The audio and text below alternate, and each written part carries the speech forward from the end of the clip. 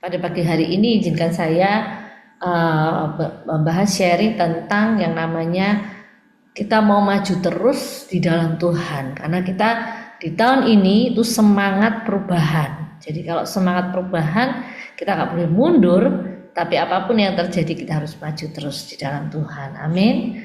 Kita mau buka ayatnya di dalam Ibrani 12 ayat 2 sampai 3. Langsung aja. Yang pertama adalah supaya kita bisa maju terus di dalam Tuhan. Apapun yang terjadi dalam hidup kita, mungkin kita kadang juga banyak tantangan, banyak pergumulan, banyak masalah, ataupun kita juga dalam keadaan sukacita. Tapi yang kita tahu bahwa Tuhan itu semuanya selalu bekerja bersama-sama dengan kita, selalu menyertai kita, sehingga dalam segala hal kita selalu mengandalkan Tuhan. Yaitu yang pertama apa? Yang kita perlukan untuk kita bisa maju terus di dalam Tuhan di tahun 2025 ini, yaitu mata yang terus tertuju kepada Tuhan Yesus. Mari kita baca bersama-sama ya. Mari kita melakukannya dengan mata yang tertuju kepada Yesus yang memimpin kita dalam iman dan yang membawa iman kita itu kepada kesempurnaan, yang dengan mengabaikan kehinaan tekun memikul salib ganti sukacita yang disediakan bagi Dia yang sekarang duduk di sebelah kanan tahta Allah. Ingatlah selalu akan Dia yang tekun menanggung bantahan yang sehebat itu terhadap dirinya dari pihak orang-orang yang berdosa, supaya jangan kamu menjadi lemah dan putus asa. Amin. Dan yang kedua di Filipi 3 ayat 12 sampai 14. Bukan seolah-olah aku telah memperoleh hal ini atau telah sempurna, melainkan aku mengejarnya. Kalau aku dapat menangkapnya, karena aku pun telah ditangkap oleh Kristus Yesus. Saudara-saudara, aku sendiri tidak menganggap bahwa aku telah menangkapnya, tetapi ini yang kulakukan. Aku melupakan apa yang telah ada di belakangku dan mengarahkan diri kepada apa yang di hadapanku, dan berlari-lari kepada tujuan untuk memperoleh hadiah, yaitu panggilan surgawi dari Allah dalam Kristus Yesus. Amin ya Bapak Ibu ya. Jadi pada saat kita menghadapi apapun juga musim di dalam hidup kita, mungkin selama ini kita ada sakit, mungkin selama ini kita selalu berkekurangan dalam kita mensupport, khususnya para rekomendator ataupun cabang-cabang Gloria Ministry. Seakan-akan anak yang harus kita support ini banyak, Bu. Gimana saya dapat dananya? Jangan khawatir, mata kita tertuju kepada Yesus. Karena apa?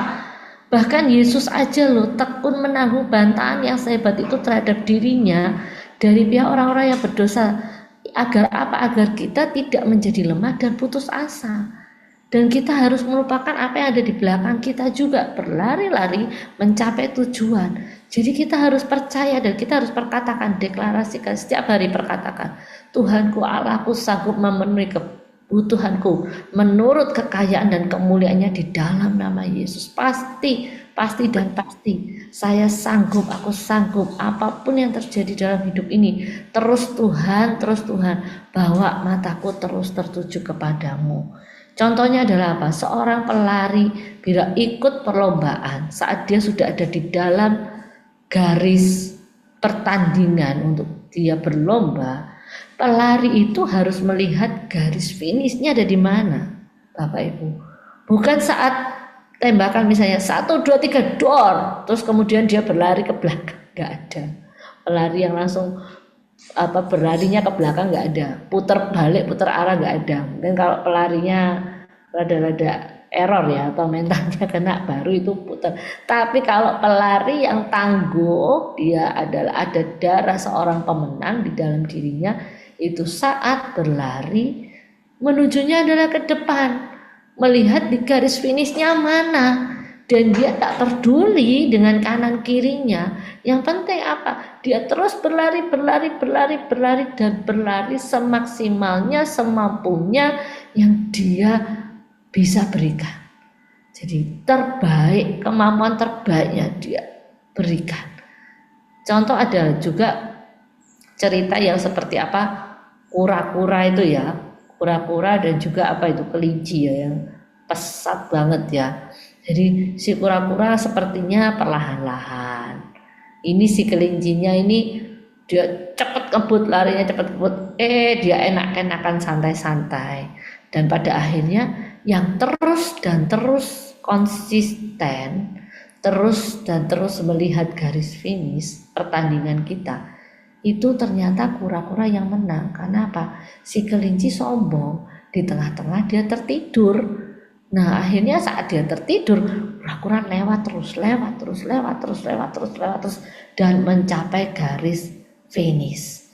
Jadi di dalam kita menjalani hidup kita, hendaknya mata kita selalu tertuju kepada Tuhan. Apapun masalah yang kita hadapi, jangan tertuju pada besarnya masalah. Karena kalau tertuju pada besarnya masalah, nanti kuasa Tuhan gak kelihatan Bapak Ibu ya. Jadi kalau kita memandang Tuhan, Tuhan yang lebih besar dari masalah kita kecil di hadapan Tuhan. Sehingga dikatakan di dalam satu pujian kan, hai masalah, aku punya Tuhan yang besar, Yesusku besar, Dia melampaui semua masalah. Yesusku besar, Dialah yang terbesar. Jadi jangan lupa setelah ini mungkin nanti Bapak Ibu akan diperhadapkan dalam perkara-perkara yang sulit ataupun ujian atau tantangan boleh datang. Tapi tetap percaya, ingat pesan firman pada pagi hari ini. Kita mempunyai Allah yang luar biasa. Jadi pandangan kita harus fokus terus kepada Tuhan Yesus yang sanggup menolong kita. Dan bagi Tuhan percaya tidak ada yang mustahil bagi Tuhan. Tuhan itu sanggup apapun. Jadi selama ini kalau mungkin kita masih lemah, letih, lesu, ataupun tidak semangat dalam menghadapi hari-hari ke depan. Dulu tahun 2025 semua naik, lombok naik, bawang semua naik, beras naik, gula naik, semua boleh naik, tapi iman kita juga ikut naik, amin. Sehingga berkat kita juga ikut naik dari Tuhan. Gak cuman biaya barang-barang yang naik, uang sekolah naik, semua biaya naik, tapi berkat dari Tuhan juga ikut naik Bapak Ibu, amin. Yang kedua, kita mau belajar yaitu supaya apa kita bisa terus maju, berdoa senantiasa supaya kita mendapat kekuatan dan pertolongan yang dari Tuhan, bukan dari manusia, tapi kita mendapatkan kekuatan dan pertolongan yang dari Tuhan. Kita mau baca di Lukas 21 ayat 36.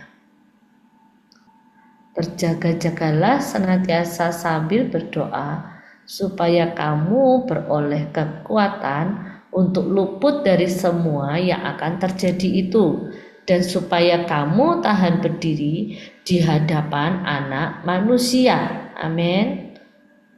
Dan yang kedua adalah Yakobus 5 ayat 16. Kita buka Yakobus 5 ayat 16.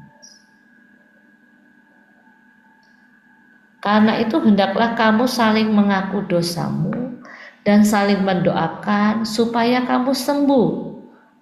Doa orang yang benar bila dengan yakin didoakan sangat besar kuasanya. Amin. Kita semua orang benar, amin. Ya, yang kita semua orang benar bisa lambaikan tangannya. Jadi saya percaya saat ini saat kita berdoa ada kuasa, otoritas yang Tuhan berikan di dalam hidup kita, sehingga melewati masa-masa sulit apapun juga tantangan boleh datang, tapi saat kita berdoa ada kekuatan Tuhan, ada pertolongan Tuhan yang dinyatakan, ada pemulihan, ada terobosan, ada berkat yang tidak lazim itu diberikan bagi kita semua. Bahkan mujizat-mujizat yang kita gak pernah pikirkan, itu yang Tuhan akan sediakan dalam hidup kita. Ya, jadi kita percaya bahwa Tuhan sanggup buka jalan atas setiap masalah yang sedang kita hadapi. Mungkin seakan-akan di depan ini jalan buntu, seperti Musa kan saat itu. Di depan itu laut merah, di belakang itu tentara Firaun yang mengejar. Tapi apa? Musa berdoa, berseru kepada Tuhan. Dan saat Musa berseru kepada Tuhan, Musa benar-benar fokus kepada Tuhan. Bukan Musa ingat dengan yang lain, tapi Musa fokus kepada Tuhan, matanya tertuju kepada Tuhan. Dan saat Musa berteriak dan bangsa Israel juga sepakat saat itu, mereka tenang dan tidak dalam menggerutu, Tuhan itu membuka laut merah dengan begitu dahsyatnya. Dia menghembuskan nafasnya, laut merah terbuka, luar biasa ya. Jadi tidak pernah terlambat Tuhan itu untuk menolong kita. Kalau seakan-akan kita merasa kok lama ya Bu, kok lama ya pertolongan saya nggak datang-datang, kok lama ya jodoh saya nggak datang-datang. Nah itu dikatakan pertolongan Tuhan itu nggak pernah terlambat, janji Tuhan juga nggak pernah terlambat. Ya dan amin. Asal terus kita tetap memegang janji Tuhan, pasti Tuhan itu memberikan sesuai dengan waktunya Tuhan. Ya. Di dalam Lukas 18 ayat 7 sampai 8 saya bacakan aja, dikatakan, tidakkah Allah akan membenarkan orang-orang pilihannya yang siang malam berseru kepadanya, dan adakah ia mengulur-ulur waktu sebelum menolong mereka? Aku berkata kepadamu, ia akan segera membenarkan mereka. Akan tetapi jika Anak Manusia itu datang, adakah ia mendapati iman di bumi? Seringkali kita kurang sabar menanti jawaban Tuhan dan mulai tidak percaya dengan adanya pertolongan Tuhan. Sehingga akhirnya kita tidak mengalami janji Tuhan itu digenapi dalam hidup kita. Tapi saya percaya pada pagi hari ini semua yang hadir 20 orang pada pagi hari ini semua pasti mengalami janji Tuhan digenapi dalam hidup saudara-saudara semua di tahun 2025 ini. Semua digenapi, tidak ada yang tidak digenapi. Karena apa? Bagi Tuhan tidak ada masalah yang sulit yang bisa diselesaikan. Dan saat kita berdoa, doa orang benar tadi kembali lagi besar kuasanya. Sehingga pada saat kita berdoa, hati kita harus bersih dulu Bapak Ibu. Kita harus mengampuni siapa yang bersalah kepada kita. Di tahun-tahun kemarin, di awal tahun, siapa kira-kira yang terus ngikuti kita ya. Kan ada ya Bapak Ibu ya, orang yang terus Tuhan tuh seakan-akan iblis tuh mengintimidasi kita. Mengintimidasi kita, ini loh orang ini, terus jengkelin kita, ngelihat aja males gitu ya. Apalagi kalau orangnya ada di Zoom sini sama-sama, aduh setiap hari Selasa harus barengan doa pagi gitu kan, ngelihat gitu wajahnya muncul, aduh hatinya langsung kayak tergores-gores begitu. Nah itu kan nggak boleh. Saat kita berdoa hati kita harus bersih dulu, minta Roh Kudus mampukan aku untuk aku boleh mengampuni orang ini, aku melepaskan pengampunan Tuhan, aku melupakan Tuhan orang ini apapun kesalahannya. Mungkin orang ini selama ini jengkelkan, orang ini gak tahu diuntung, orang ini gak tahu diri, tapi saya melepaskan pengampunan, saya mengasihi orang ini. Dan setelah itu Bapak Ibu bisa berdoa. Dan saat Bapak Ibu berdoa dengan hati yang bersih, itu jawaban Tuhan demi jawaban Tuhan akan datang ya. Berkat Tuhan pasti dicurahkan, dan yang tidak ada jalan keluar Tuhan berikan jalan keluar, karena bagi Tuhan kembali lagi tidak ada yang mustahil. Bagi Tuhan tak ada yang mustahil. Jadi apapun itu kita mau libatkan Tuhan dalam persoalan masalah sebesar apapun dalam hidup kita. Ingat ya Bapak Ibu, Tuhan kita lebih besar dari setiap masalah kita. Amin. Yang ketiga, yang terakhir, karena ini banyak yang sudah mau liburan setelah doa pagi pada berlibur semuanya, jadi kita mau cepat belajar mengucap syukur dalam menjalani hidup ini. Mengucap syukurlah dalam segala hal. 1 Tesalonika 5 ayat 18. Yuk kita baca bersama. 1 Tesalonika 5 ayat 18. Mengucap syukurlah dalam segala hal, Sebab itulah yang dikehendaki Allah di dalam Kristus Yesus bagi kamu. Kemudian Filipi 4, saya suka ini dengan Filipi 4 ayat 6 sampai dengan 9 ini. Selalu menjadi ayat emas saya, menjadi rema bagi kehidupan saya, selalu menguatkan saya. Ya, kita baca ya bersama-sama Filipi 4 ayat 6. Janganlah hendaknya kamu khawatir tentang apapun juga, tetapi nyatakanlah dalam segala hal keinginanmu kepada Allah dalam doa dan permohonan dengan ucapan syukur. Damai sejahtera Allah yang melampaui segala akal akan memelihara hati dan pikiranmu di dalam Kristus Yesus. Jadi akhirnya saudara-saudara, semua yang benar, semua yang mulia, semua yang adil, semua yang suci, semua yang manis, semua yang sedap didengar, semua yang disebut kebajikan dan patut dipuji, pikirkanlah semuanya itu. Dan apa yang telah kamu pelajari, dan apa yang telah kamu terima, dan apa yang telah kamu dengar, dan apa yang telah kamu lihat padaku, lakukanlah itu. Maka Allah sumber damai sejahtera akan menyertai kamu semua. Amin. Bapak Ibu, siapa di sini yang mau disertai oleh Allah senantiasa selama-lamanya sampai kepada akhir zaman? Nah, ya kan? Ya. Ini luar biasa. Kita itu harus terus mengucap syukur dalam segala hal, sehingga apapun yang terjadi kita itu bisa terus fokus damai sejahtera itu melingkupi kita. Hati kita tidak kacau, hati kita tidak penuh dengan amarah, hati kita tidak penuh dengan iri hati kita tidak penuh dengan kepo, kepingin tahu itu loh Bapak Ibu, apa ya ini kok kayaknya Pak Husin ini kok liburan terus ya, ngapain ya Pak Husin. Nah, terus kayaknya Pak Henry ini selalu aja kesini kesana kesini sini, dilihat dari Instagramnya kepo, Facebooknya kepo. Kok saya kok nggak bisa ya? Saya di rumah terus 24 jam saya di rumah, liburan saya di rumah. Yang lain-lain kok enak ya bisa jalan-jalan kesana kesini kesana.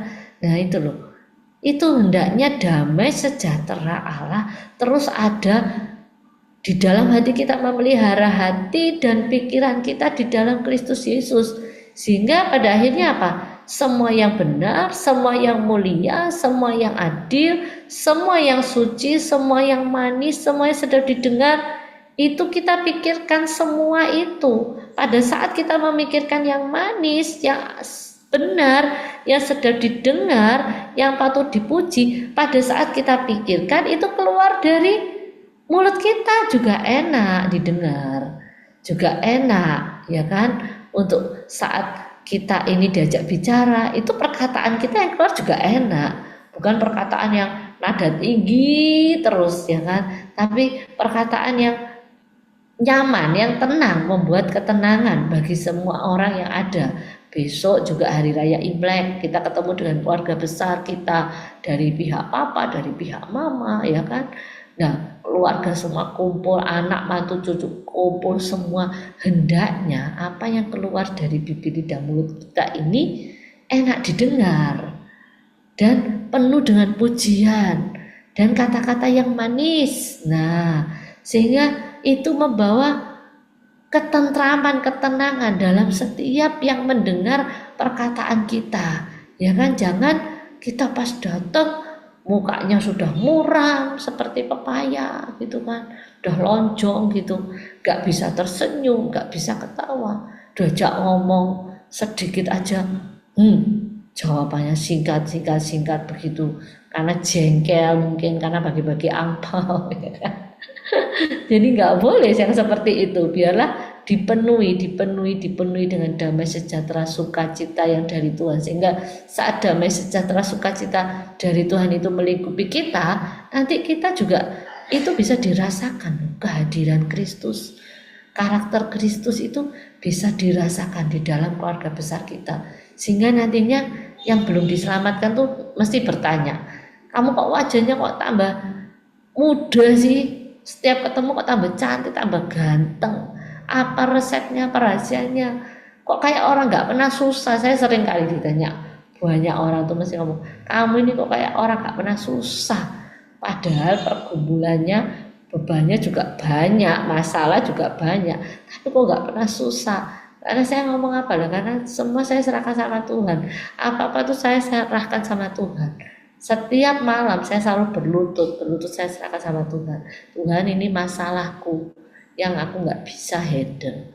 Tapi aku percaya Engkau lebih besar dari masalahku. Dan pasti Engkau sanggup menyelesaikan, menghandle semua. Beri aku hikmat untuk mengerjakan ini. Beri aku hikmat untuk ada jalan keluar. Apa yang harus aku lakukan? Beri hikmat, ya kan? Dan kemudian mengucap syukur. Terima kasih Tuhan. Hari ini kita semua boleh ada. Hari ini kita semua boleh diberi nafas oleh Tuhan. Itu yang terpenting. Hari ini kita semua boleh ketemu di tempat ini semua dengan kondisi sehat, dengan kekuatan, dengan berkat Tuhan yang luar biasa selalu baru. Itulah yang namanya mengucap syukur dalam segala hal. Apapun yang terjadi, kita mau terus maju di dalam Tuhan. Amin. Bapak Ibu semuanya. Jadi jangan seringkali gelisah ya hati kita dalam menghadapi tantangan, masalah berat apapun. Semakin berat masalah kita, kepercayaan iman kita harus semakin juga naik. Kalau masalah naik, kita iman, percaya juga naik. Bukan ngomelnya kita yang naik, bukan bersungut-sungutnya kita yang naik. Diubah, semuanya diubah. Ya, karena saat kita mengalami masalah, Tuhan pun itu juga seharusnya cuman ngetes kita. Tuhan tuh maunya apa sih? Kita mungkin refleksi diri kita. Oh, mungkin selama ini aku jauh dari Tuhan. Jadi Tuhan maunya sekarang ini saya harus dekat sama Tuhan. Setiap hari harus ingat Tuhan. Setiap hari harus menyebut nama Tuhan. Setiap hari saya harus berdoa. Ya itu loh maunya Tuhan. Jadi kita mengucap syukur aja dalam kondisi senang, kondisi kekurangan maupun kondisi kelimpahan. Ya, dan juga kita selalu harus mendoakan bangsa kita supaya apa? Bangsa kita pun juga merupakan bangsa yang diberkati Tuhan. Bangsa yang selalu mengucap syukur.